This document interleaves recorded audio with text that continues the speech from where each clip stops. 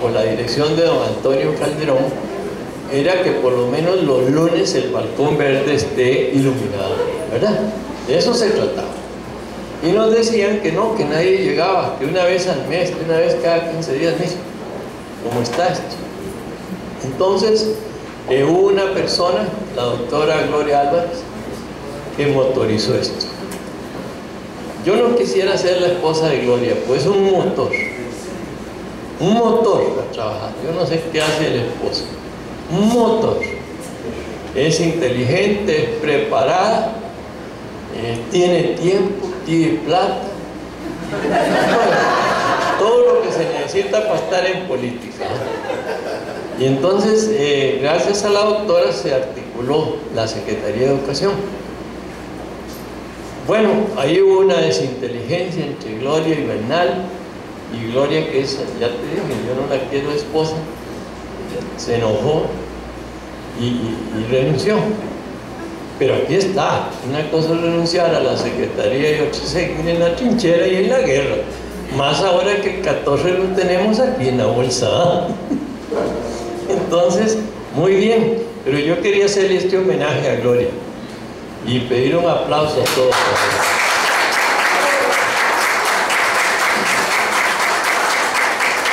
El otro compañero que se nos unió a esto con mucho éxito era don Claudio.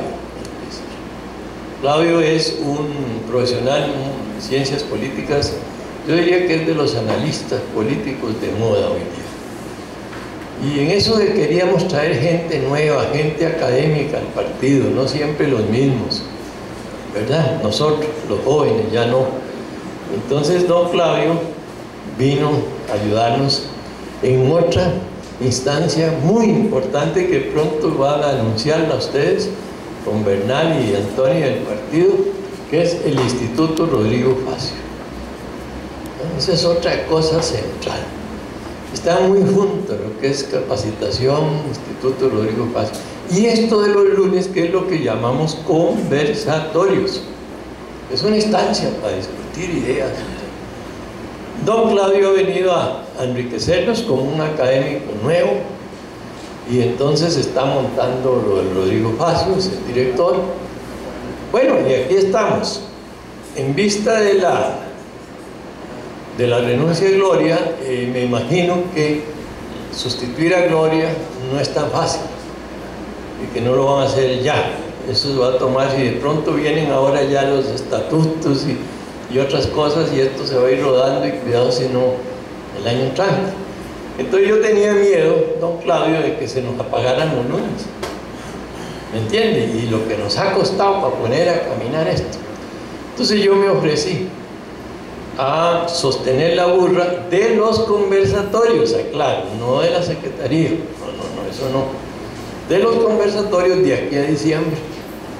Pero me he pedido a muchos jóvenes, a Juan Ignacio, ¿dónde está Juan Ignacio? A Jeffrey, a Murray, que es el diputado número 2 de la juventud, Coco y Murray. Y bueno, estamos pidiendo a Maricruz, que es la más viejita del grupo. Entonces estamos pidiendo así el doctor Vicente.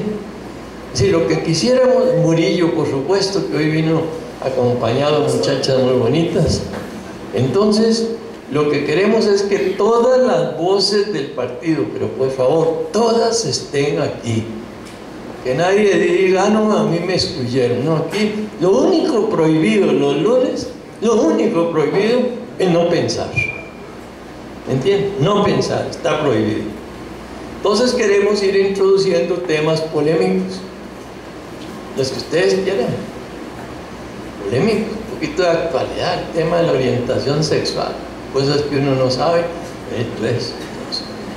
el tema de los matrimonios, así inofensivos, el tema de la socialdemocracia, el tema, en fin, lo que ustedes quieran.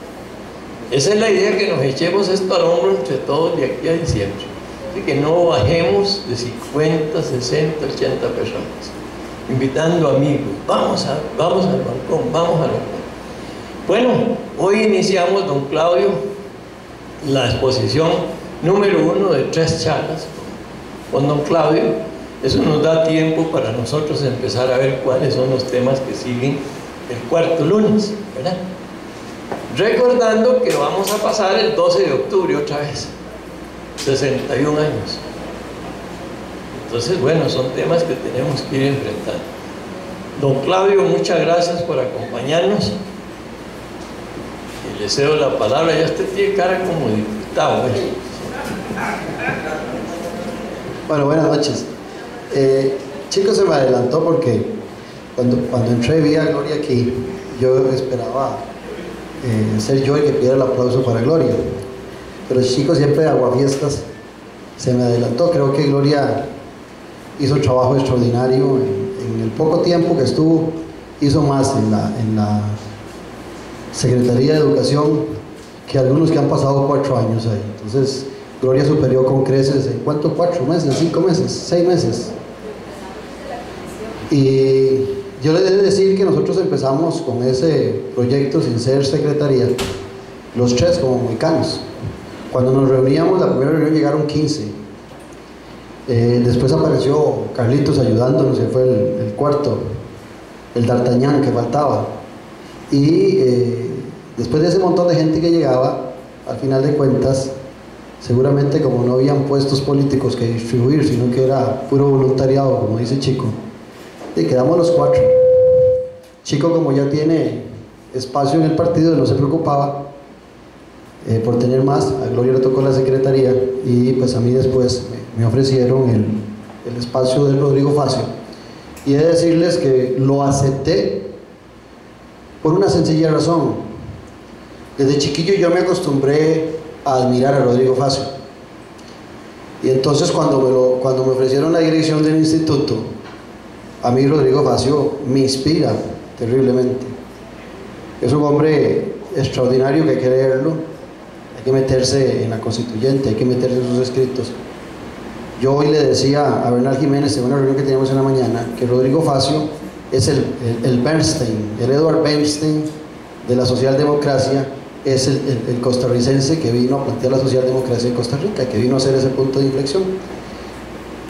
Como siempre, el gran problema, hicimos el logo, cambiamos un poquito, eso lo hizo mi hija, la puse a trabajar, que les gusta eso, porque aquí hay que trabajar con las uñas, ¿verdad?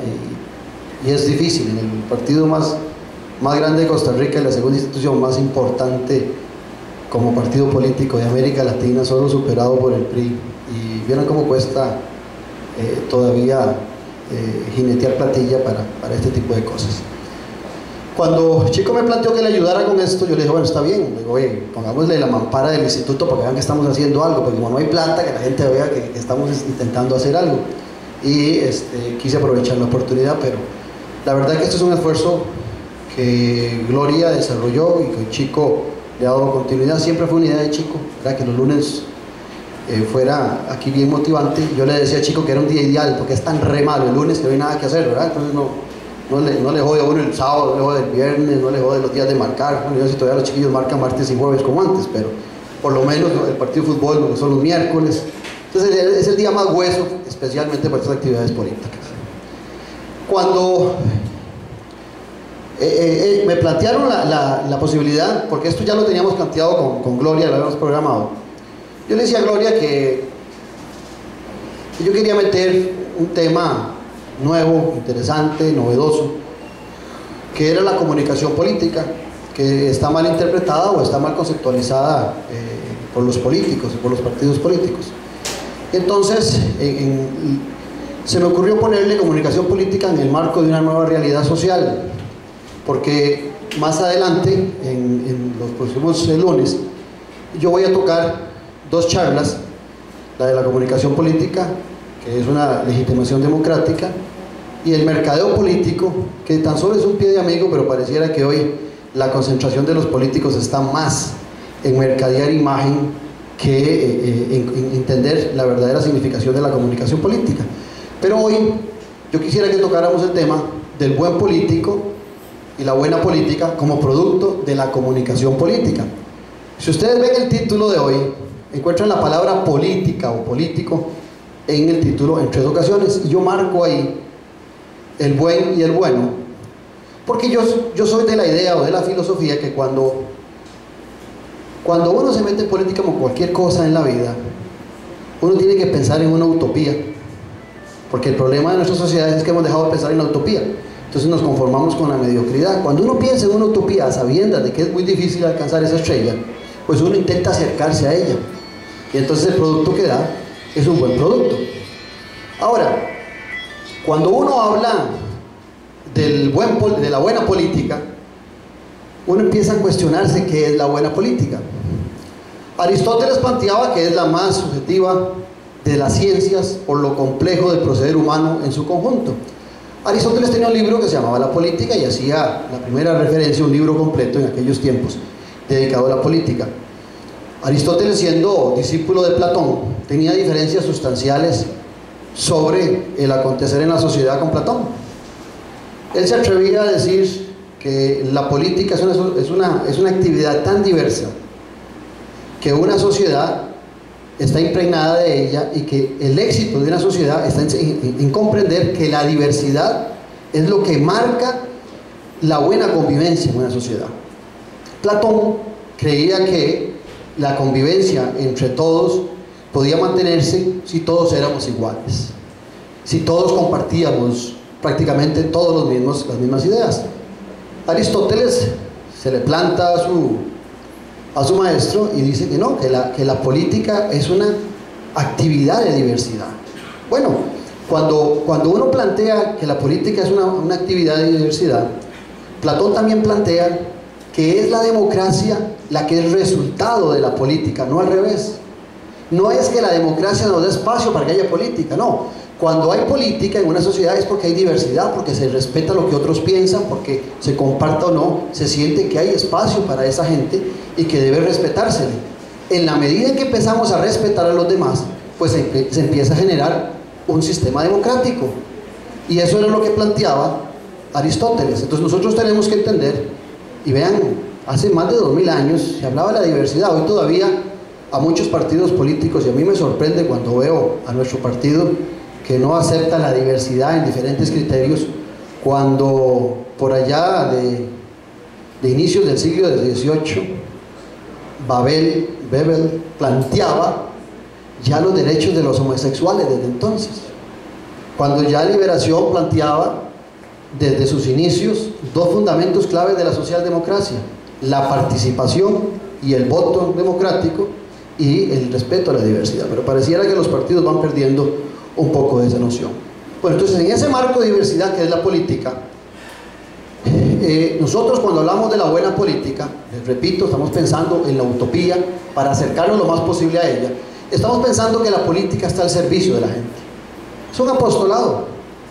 Aquellos como Chico que no pueden ser sacerdotes porque son muy enamorados, pues se dedican a la política para poder cumplir, ¿verdad? O sea, o otros que son pastores, que no pueden ser pastores, consideran que la política es una disciplina apropiada para buscar servirle al ciudadano, para buscar servirle a los demás.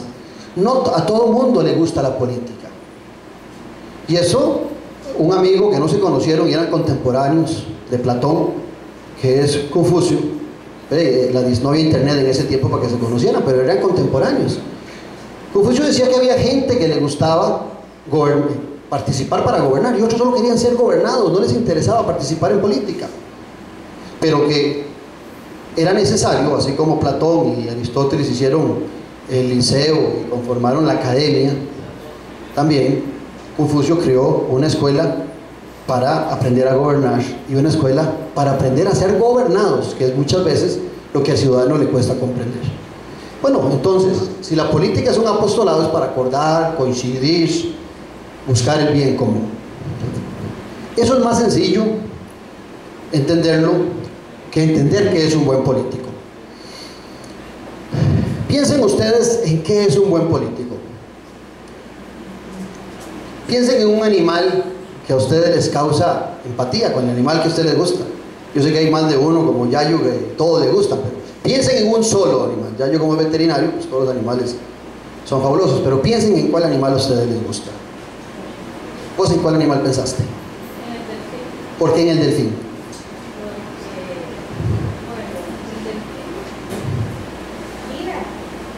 Guía. Anda en grupo. Bueno, los políticos deben guiar, deben andar en grupo. Los delfines dicen que son muy inteligentes. ¿Vos en cuál pensaste? El león. ¿Por qué el león? Cuida el territorio, la manada Y tiene majestuosidad, a pesar de que es muy vagabundo. Es la hembra la que hace todo, pero tiene la majestuosidad y el respeto. ¿Vos en cuál pensaste? ¿Por qué el perro? Es fiel. Bueno, el perro es fiel, por eso los hombres nos dicen perros, porque somos fieles. Entonces, bueno, es fiel. ¿Vos en cuál pensaste? ¿Por qué en un conejo? de chiquita tenía una mascota que nunca dije. ¿Y qué le encontrabas? ¿Alguna cualidad especial? Una buena mascota. Sí. Bueno, los políticos normalmente no son buenas mascotas. Vos, Yayo, que tenés tanta experiencia en animales, ¿tenés alguno en especial? No sé, seguramente los caballos. ¿Imponente? ¿Por qué? Sí, son legales, imponentes, son solidarios. Al político le piden ser elegante, tener majestuosidad también, ¿verdad? Vean qué interesante. Por allá, ¿vos en cuál pensaste? Sí. ¿Por qué en la pantera?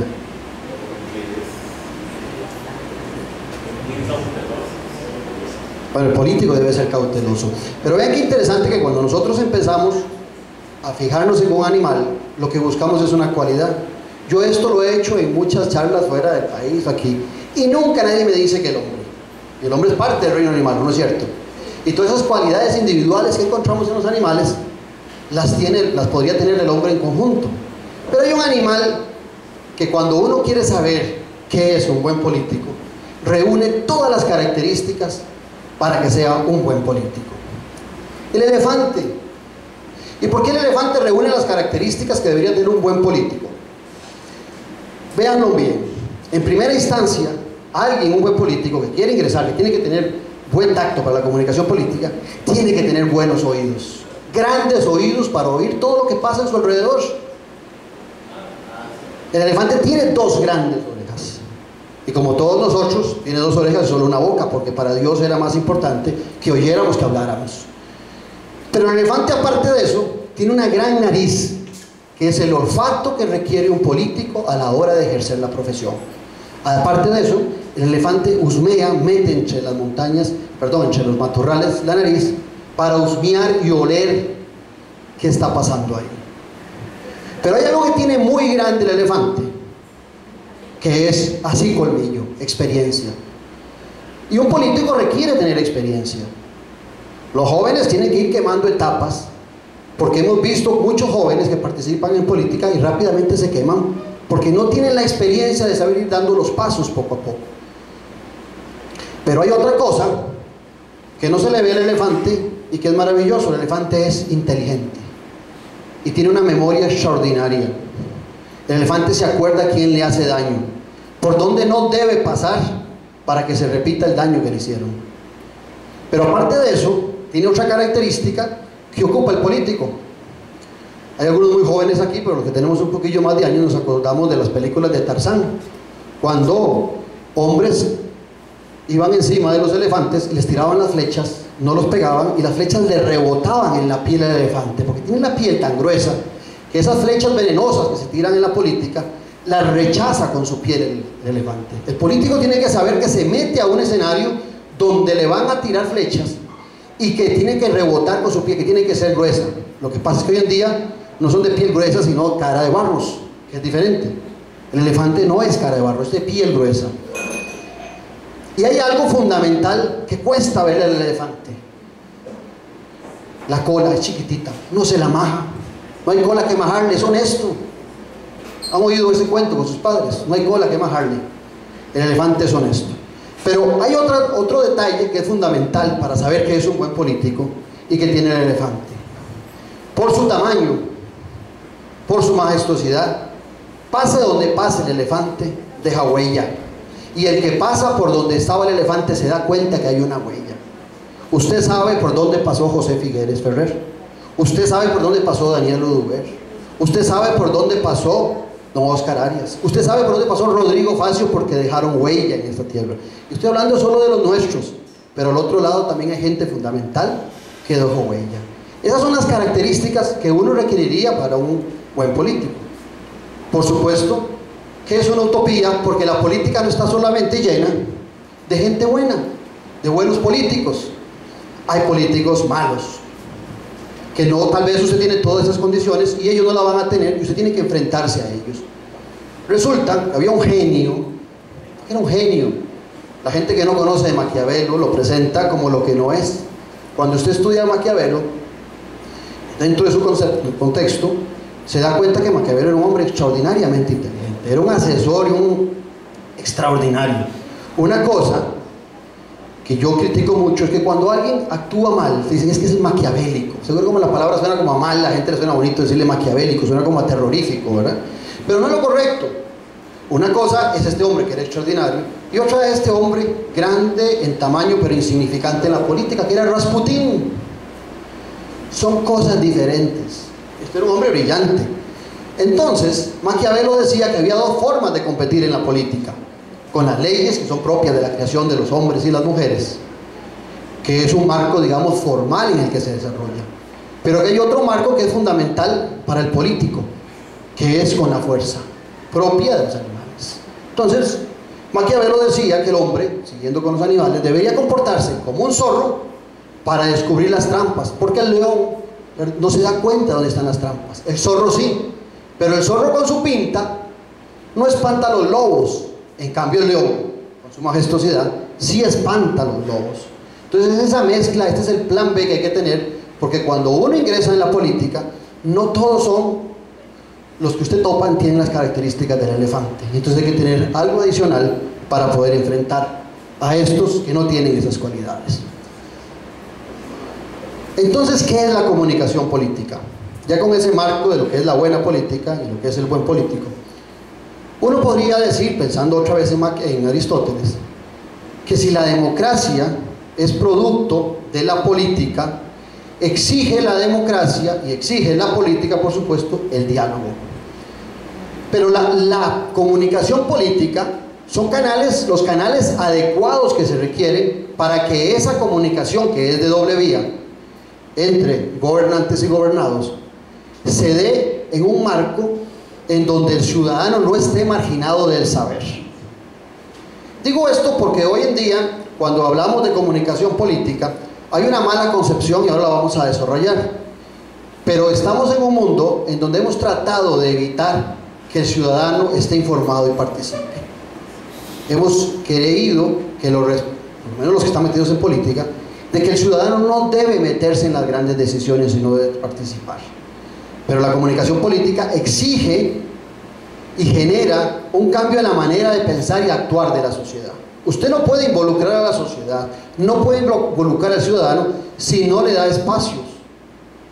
Y la comunicación política es ese espacio para comunicar ideas y generar propósitos.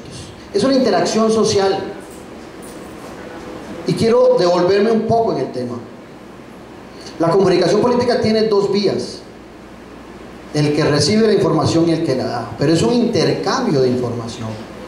La comunicación política tiene algunos instrumentos que hoy en día se explotan en gran cantidad, pero que confunden a muchos creyendo que esa es la comunicación política, cuando no lo es. Vamos a entrar entre un ratito a definir más. Informar es tan solo un proceso de la comunicación política. La información que da un político, muchas veces los políticos, luego de ser electos en un proceso de elección, andan en un proceso de comunicación política, van a las comunidades para pedir el voto, oyen al ciudadano qué es lo que está planteando, porque ellos quieren ser diputados, porque quieren ser presidentes, o porque quieren ser ministros, andan en esa relación de intercambio. Pero cuando son electos se suben en una nube y dejan ese proceso de comunicación política y se limitan a informar, desde una nube a decirle al ciudadano qué es lo que están haciendo. Entonces, esa sistematización de flujos de información que se dio en el proceso electoral es totalmente cerrada. Por eso es tan común oír a los ciudadanos que dicen es que ya después de que los eligen se olvidan de uno. Pero porque estuvieron en un proceso de comunicación política, tocando puertas, conversando con la gente, intercambiando, llorando a la par del votante por las penurias que está pasando, y después sencillamente esos canales de comunicación los evitan. Entonces, es transmisión y recepción de mensaje en doble vía, como les decía antes, y por supuesto que intervienen otros factores como el tiempo, el lugar, los hechos y los acontecimientos. Eso es comunicación política.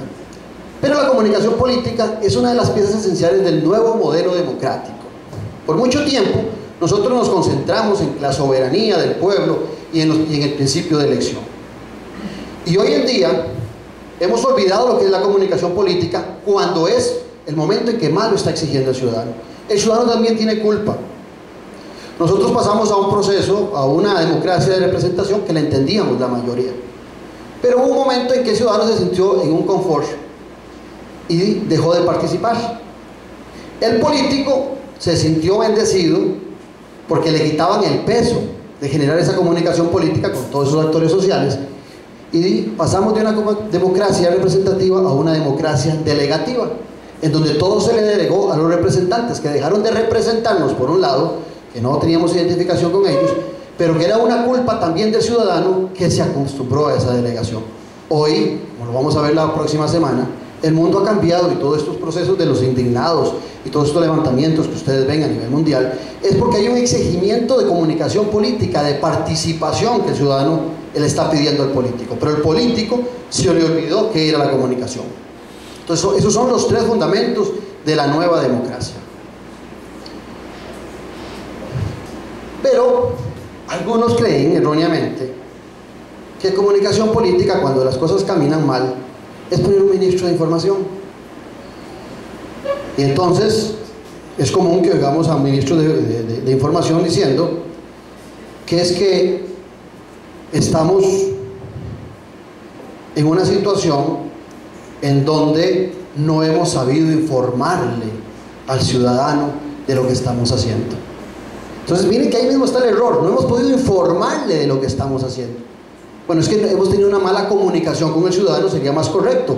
No estamos haciendo lo que el ciudadano quiere, porque como no nos relacionamos con ellos, como no nos sentamos con ellos, no sabemos qué nos piden. Y por supuesto que entonces el gobierno se vuelve inédito, la presidenta se vuelve inédita, como dijo un ministro de información por ahí, porque nadie entiende exactamente qué es lo que quiere hacer la presidenta, para este caso concreto. Cuando nosotros informamos es solo una vía, y cuando hay un ministro de información, se corre el riesgo de solo trabajar en cápsulas informativas, dejando de lado el gran tema que es el discurso, y se fragmenta el discurso se saca de contexto y empezamos a puntualizar en algunos temas que muchas veces ni siquiera son los grandes temas sobre los que está preocupado el ciudadano.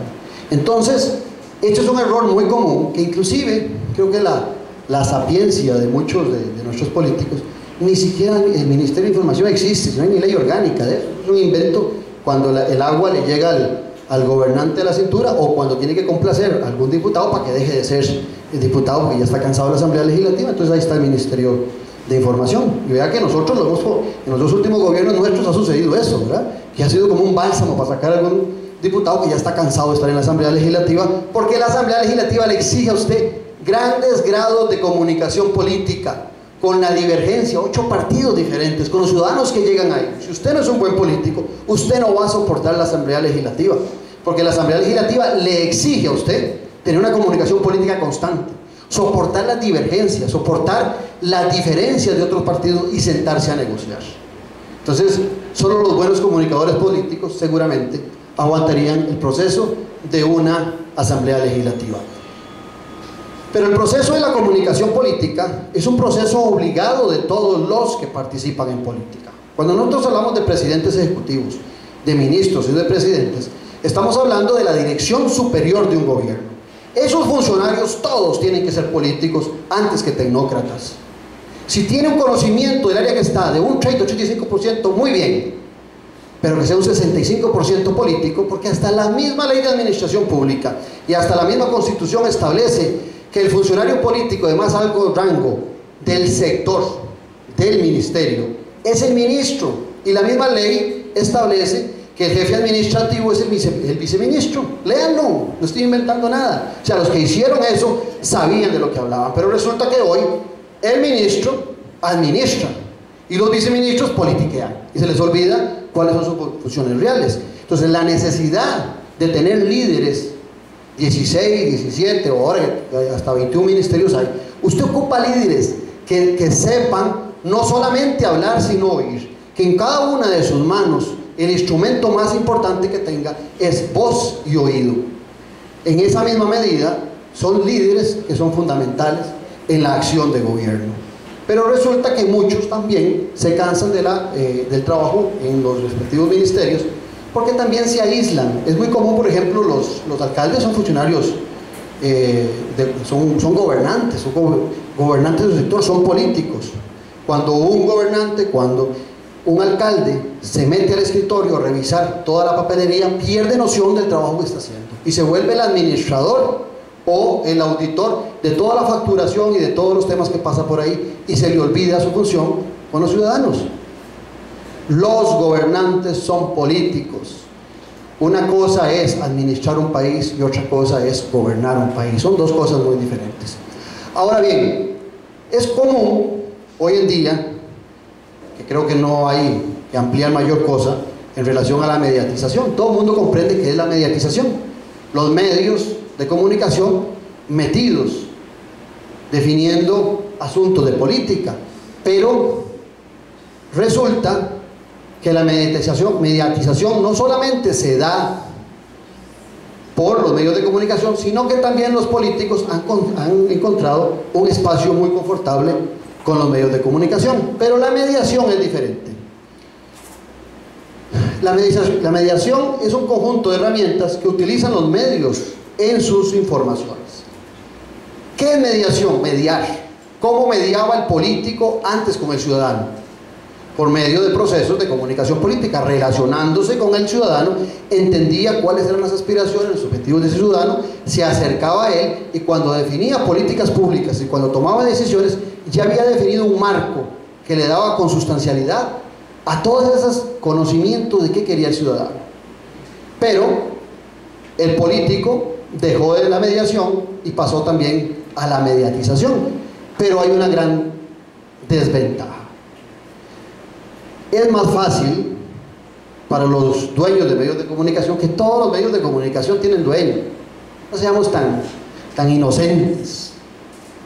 Aquí es común oír a la gente pedir que los medios de comunicación sean objetivos. Yo les pediría más que objetivos, que se definan, que digan con quién están, quiénes son, para saber yo de dónde viene la información. El Grama de Cuba hace caso a lo que dice Fidel, el periódico chino le hace caso al partido chino. Bueno, la ventaja de la democracia es que hay más medios de comunicación con más dueños, y eso pues le da mayor espacio.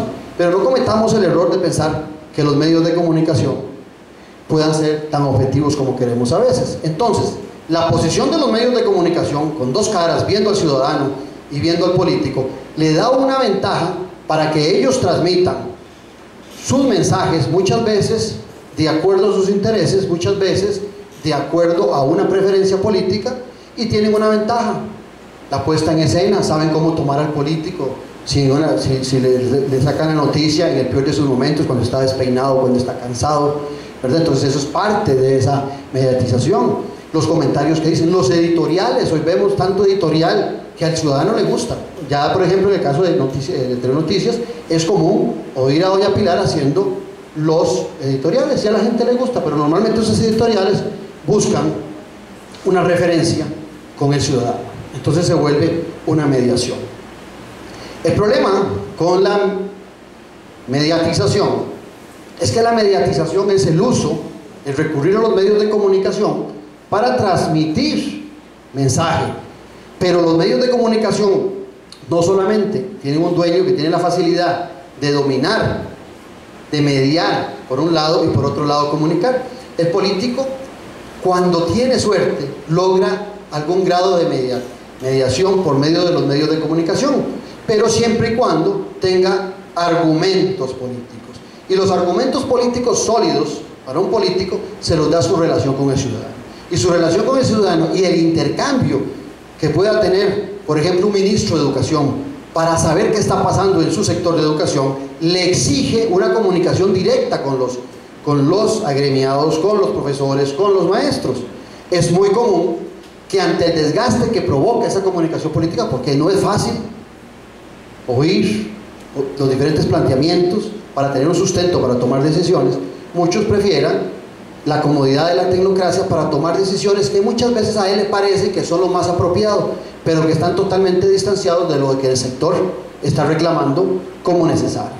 Entonces, ese canal que se ha vuelto tan popular como son los diferentes medios de comunicación, se volvió muy confortable para los políticos, porque en vez de ir a las comunidades, en vez de relacionarse con tanta gente, mejor salgo en televisión o hablo en radio o escribo algo en prensa o que me entrevisten en prensa, porque asumen que eso le llega a más gente. Efectivamente le llega a más gente, pero eso es información. Todo lo que está transmitiendo es información. La única manera de que esa argumentación política que él está mandando como información tenga un acertado nicho donde caer, es porque previamente él desarrolló un proceso de intercambio con los diferentes actores sociales para que su argumentación esté sustentada en exactamente lo que los ciudadanos están pidiendo. Y en esa medida, esa argumentación política sigue siendo el único instrumento de defensa y ataque. Y les voy a poner un caso concreto, viendo a Chico ahí de pie. Chico es un excelente comunicador político. Anda en todos los cantones, todos los días. Él sí tiene plata para hacer eso, dice que Gloria, pero él también. Para hacer eso. Chico tiene un defecto nada más. Se quedó ahí y no ha participado en los medios de comunicación.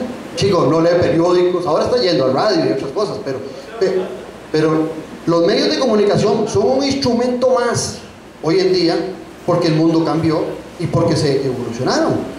Ahora, esta argumentación política, les repito, es clave, porque si el político no entiende que esa argumentación tiene que estar sustentada en un intercambio de valores, de conocimiento, lo que va a suceder es que la mediación que hacen los medios de comunicación entre el ciudadano y el político va a quebrar el hilo conductor de ese argumento del político y lo va a sustituir por un comentario mediático. Vean un ejemplo. El alcalde pasa todos los días por donde hay un hueco, lo ignora. Un día de tantos, los ciudadanos deciden llamar al 7 o al 6 a un canal, al 42, cualquiera. Los periodistas ahora, como son tan dramáticos, se ven el hueco de 1,5 metros, se mete con el micrófono y dice: este hueco tiene 2 años, el camarógrafo está 2 años de estar aquí, el alcalde lo ha ignorado, y entrevista a 3 o 4 vecinos. Ese tiene 2 años, ese hueco. Al día siguiente, el alcalde manda toda la cuadrilla, arregla el hueco y llama al medio de comunicación para que llegue. Se para a la par del hueco para que le tomen la foto, que arregló el hueco. Pero resulta que todos los méritos, en ese caso, se los va a llevar el medio de comunicación y no el político, porque fue reactivo, no fue propositivo, no se adelantó al acontecimiento. Y estoy poniendo un ejemplo sencillo, banal, pero es lo que pasa con más frecuencia en nuestros políticos. Por otro lado, los medios de comunicación, que ahora son diversos, han provocado 2 efectos que están muy de moda. Uno es el voyerismo político. Al ciudadano le encanta, como hay un desprecio y una repugnancia hacia el político, el ciudadano disfruta las malas noticias de los políticos. El ciudadano goza viendo un alcalde esposado. El ciudadano goza ver de expresidentes esposados en perreras. Hay un voyerismo porque hay una repugnancia hacia el político que los medios de comunicación saben que venden. Aquella frase de bad news, good news, ¿verdad? Malas noticias son buenas noticias para los medios de comunicación porque venden. Y hemos caído en ese voyerismo. Claro, los políticos se han prestado. ¿Por qué? Porque también está el otro tema, que es la pipolización. Ustedes van a hablar de esa revista People, ¿verdad? Pues los políticos quieren andar en la farándula, quieren verse ahí, quieren salir con modelos, ¿verdad? Entonces hay 2 efectos que están provocando un gran desgaste en los políticos. Ellos quieren pipolización, que los vean, ¿verdad? Que se salir en la extra. Pero quieren esa popularidad porque quieren salir a la par de músicos, futbolistas, y esa es la gran conciencia de muchos políticos. Y el ciudadano reclama hoy en día que los políticos tengan más sustancia, que los políticos sean menos metidos en la pipolización, porque esa pipolización es nada más un riesgo de los políticos para después provocar la satisfacción del voyerismo político, de los desmanes, de los el montón de circunstancias que atraviesan, que son muchas veces vergonzosas. Los Playboy, nosotros tenemos varios Playboy en Liberación, que han sido destituidos porque son Playboy. Y entonces los medios de comunicación, ellos pipolizaron el asunto, pero los medios de comunicación boyerizaron el asunto. Entonces, en este espacio, tenemos que tener mucho cuidado con los medios de comunicación. Ese es un riesgo que Chico no ha corrido. No cree en los medios de comunicación. Bueno, pero entonces, detrás de todos esos diversos medios de comunicación que hay hoy en día, detrás de todo eso hay personas con criterios divergentes, con los cuales debe el gobernante relacionarse. Eso es la comunicación política, conocer lo que está pensando el ciudadano. Pero, les repito, los políticos de hoy en día se limitan a los fríos medios de comunicación, que tienen una ventaja para los medios, que son más cercanos para mediatizar con los ciudadanos, que lo que el político puede hacer. La argumentación sólida de un político se genera en el momento en que él, en el cuerpo a cuerpo, relaciona una actividad con el ciudadano. Muy bien. Ahora, ya vimos, yo creo que hemos comprendido un poco qué es la comunicación política, hablamos del buen político, pero hay dos caminos básicos que el buen político debe seguir para hacer buena política. Como les decía antes, participar anticipadamente las condiciones en que los medios transmitirán la escena y el comentario. Es muy cierto que los medios de comunicación muchas veces, lo bueno que hacen los alcaldes y los políticos no tiene la misma resonancia. Entonces, hay otra posibilidad, que es que el político tenga, sus propios medios de comunicación. Y esos propios medios de comunicación le generan publicidad y spot. Está bien, porque las obras, hay del pobre político que piensa que las obras hablan por sí solas. Ninguna obra habla por sí sola. Usted le puede poner un mapa de Costa Rica, hecho por Costa Rica, o le puede poner hecho en la administración Figueres. Las obras, si no son promulgadas, no son conocidas. Yo siempre digo que, siguiendo con los animales, ya como hablamos del león, del elefante, del lobo, yo digo que el político tiene que ser una combinación, un híbrido entre la gallina y la tortuga. La tortuga pone un bendito huevo y hace un escándalo que todo el mundo en la familia sale a buscar el huevo, y solo es un pinche huevo, ¿verdad? Pero la gallina, pero todo el mundo fue a buscar el huevito, toda la familia interesada rebuscaron todo, pero la gallina supo vender su huevo. En cambio la tortilla, llega al limón, llega de noche, cuando nadie la ve, espera que la marea baje, deja una gran huella, que cuando la marea sube y ella se va, la borró, pone 1000 huevos y los entierra, y nadie se dio cuenta que la tortuga puso 1000 huevos. Entonces el político tiene que poner 1000 huevos, dejar huella, como decíamos antes, como el elefante, pero tiene que ser como la gallina, cacarearlos, porque mentira que las obras hablan por sí solas. Entonces los medios de transmisión le sirven de alguna medida en la publicidad y en los spots, pero ante el ciudadano tiene más resonancia y más credibilidad la noticia. Cuando un político tiene buena comunicación política, sabe utilizar los medios de comunicación y sabe filtrar las buenas noticias, eso le da más credibilidad ante el ciudadano que los spots, porque los spots normalmente son pagados y entonces el ciudadano poca atención le pone. Entonces esos son dos caminos para llegar a una buena comunicación política. La comunicación política tiene su inicio y su corazón en el discurso y en el mensaje repetitivo. El discurso tiene que estar sustentado en la argumentación que el político logró establecer luego de interrelacionarse con los diferentes actores sociales. Les digo esto y les pongo un ejemplo. Sale un plan fiscal. Se reúne el ministro con 4 o 5 tecnócratas a desarrollar el bendito plan fiscal. Se empieza a generar el discurso posterior a la entrega del proyecto en la Asamblea Legislativa. Antes nadie supo antes, ni siquiera los que iban a ser beneficiados o perjudicados, de qué decía ese plan fiscal.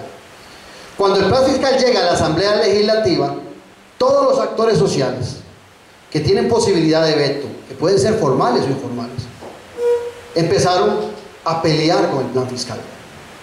Entonces cada vez que alguien brincaba por un impuesto, la presidenta decía, ese no quítelo, ese no se lo cobramos a él. El que lloraba, le quitaban el impuesto. ¿Por qué? Porque previamente no se hizo un proceso de comunicación política para involucrar en ese plan fiscal a todos los actores y consultarles si estaban o no estaban de acuerdo. Así, si se hubiera hecho, cuando el proyecto llega a la Asamblea Legislativa, por supuesto que habrá algunos detractores como siempre, pero las grandes fuerzas hubiesen sido controladas para que el plan fiscal hubiera caminado, pero no. Entonces no se hizo discurso, no se hizo un mensaje repetitivo. Bueno, sí se hizo un mensaje repetitivo hasta que aburrían con los comerciales, pero volvemos a lo anterior. Los spots son pagados, entonces no tienen la credibilidad que tienen las noticias. Si usted hubiese tenido una buena argumentación, que la de sobra hay para un plan fiscal, una buena argumentación, de sobra la hay, y nosotros como socialdemócratas sabemos que de sobra hay por qué son importantes los impuestos, pero no se supo generar un buen discurso ni un buen mensaje. Entonces los medios de comunicación debilitaron ese discurso, y el entierro que tuvo el plan fiscal era una muerte anunciada. Más bien murió donde no tenía que morir, pero ya estaba muerto. Por otro lado, en el proceso de la comunicación política hay que ver quién está estableciendo la agenda temática, quién está poniendo los temas en el país. Hay dos mundos que son diferentes. Vea que les puse la política, resalté lo femenino, y el mundo de lo político. A veces nos referimos a los dos términos como que fueran lo mismo, y no lo son. El mundo de la política es el mundo de las palabras, y el mundo de lo político es el mundo de la toma de decisiones. El mundo de la política, el mejor ejemplo, las campañas electorales. En un mundo irreal, el candidato ofrece cielo y tierra, le dice a la gente qué es lo que quiere hacer, la gente se come o no se come el rollo que le están ofreciendo, pero cuando el que gana el proceso electoral pasa a ser presidente, deja el mundo de la política, el mundo de la palabra, para pasar al mundo de la lucha de poder. Y esas ideas que divulgó como las grandes promesas de campaña, cuando llegan a este espacio de lo político, encuentran diferentes actores con posibilidad de veto para oponerse o para bendecir el proyecto. Entonces son dos mundos diferentes cuando usted se encuentra en campaña electoral y cuando usted se encuentra en campaña ejerciendo el poder. Yo recuerdo que en un programa de televisión, y en la campaña pasada yo no jugué de liberacionista, sino que jugué de analista político. Y entonces me tocó estar con doña Laura en un programa de televisión. Y recuerdo, lo tengo carititico, cuando el periodista le preguntó que si ella estaría de acuerdo en más impuestos. Y ella dijo que no, que el país no necesitaba más impuestos, y que iba a hacer esto y esto y esto. Entonces recuerdo que el periodista me dijo a mí, ¿a usted cómo le suena eso? Le digo, no me dan los números.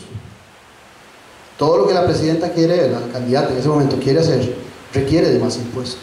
Entonces, por supuesto que cuando ella dio el paso del mundo de la política al mundo de lo político, fue muy criticada por sus detractores, porque ella había dicho en campaña que no. Entonces, ciertamente en campaña hay que tener un discurso, hay que venderse. Por eso lo que vamos a ver en la última de las charlas de mercadeo político es importante, pero tiene que ser muy consustancial con lo que usted va a generar después, porque si no usted puede caer en errores en el mundo de lo político. Y recuerdan ustedes también que se hizo un proceso que a mí me gustó mucho, que fue cuando la presidente arrancó y se reunió con todos los líderes del país. ¿Se acuerdan? Fue genial. Estaba generando empatía. Y cuando tenía la empatía, hizo un pacto con el movimiento libertario. Entonces se desgastó en un proceso de negociación con los diferentes actores sociales para al final decantarse por uno que lo que le ofrecía era una significativa cantidad de votos que también nosotros lo tenemos. Entonces, en el mundo de lo político hay que tener mucho cuidado, porque en ese mundo es donde se toman las decisiones. Son dos caminos que muchas veces, como lo puse ahí, las flechitas esas van por diferente lugar, la política y lo político, cuando deberían estar las flechas hacia el mismo lugar. En esto mismo de la comunicación política, la pregunta que nos hacemos hoy es: ¿quién pone la agenda temática de la política nacional? ¿Quién está poniendo los temas que realmente son importantes? ¿Serán los políticos? Son los que menos hoy tienen posibilidades de poner la agenda temática, de poner los grandes temas a discusión. Los grandes temas a discusión los están poniendo hoy en día los medios de comunicación. Como un agravante, los medios de comunicación se han judicializado. Son abogados, fiscales y jueces. cuando les conviene, juegan las tres posiciones. Entonces, inician la defensa del acusado, acusan al acusado y lo terminan condenando. Y los medios de comunicación también, en el mismo espacio, han empezado a generar, que es lo importante, como un agravante. Como esa mediación que hacen ellos entre el ciudadano y los políticos, los ciudadanos no tienen una visión que debería tener todo gobernante, que es la visión de estadista, ver hacia el futuro. El ciudadano normalmente ve a corto plazo. Entonces, la mediatización de la agenda política que hacen los medios de comunicación son agendas de corto plazo. Y ese es el gran defecto por el cual un país como ha sido el nuestro, que sigue viviendo, gracias a Dios tenemos una renta, pero eso se gasta, ¿verdad?, muy amplia. Hemos estado viviendo en los últimos años de la renta, de pequeñas cosas, de cambios a veces hasta intrascendentes, porque los medios de comunicación establecen la agenda. El alcalde termina arreglando huecos, que eso debería ser de la cuadrilla que él tiene, y debería tener prioridades mucho más significativas para su comunidad que arreglar aceras y que arreglar carreteras. ¿Cómo es posible que hoy en día esa sea la gran función? Hoy el alcalde extraordinario es el que arregla calles y arregla aceras, cuando es el gobernante de una ciudad. Y igual sucede con los presidentes, que han terminado haciendo pequeñas cosas y no lo trascendental. Entonces, los medios de comunicación que le facilitan efectivamente al político acercarse con más rapidez al ciudadano, pero les repito, eso funciona cuando el político tiene argumentación que ha generado en el intercambio en la sociedad, le funcionan los medios de comunicación. Si no, lo único que hace pues es caer en el voyerismo o en la pipolización que hablábamos antes. Miren, después de la Revolución Francesa fue cuando aparecieron los políticos que hoy conocemos. Antes los monarcas hacían lo que se les ocurría, no daban explicaciones a nadie ni contemplaban al ciudadano. Después de la Revolución Francesa y las ideas de la representatividad y la democracia representativa, los políticos aparecieron ofreciendo cielo y tierra, a veces sin poder realizarlo. Fue normal ver a los políticos ofreciendo las estrellas al ciudadano con tal de llegar a representarlos en los diferentes escenarios. Esa mediación era mucho más sencilla, era entre el candidato y el ciudadano. Pero hoy en día los medios de comunicación, repito, hacen esa mediación, están en el centro. Cuando, imagínense ustedes, salvada que está esto aquí. Imagínense ustedes que hay tres pelotitas así. Hay tres grandes sectores. Uno son los políticos, los que les gusta la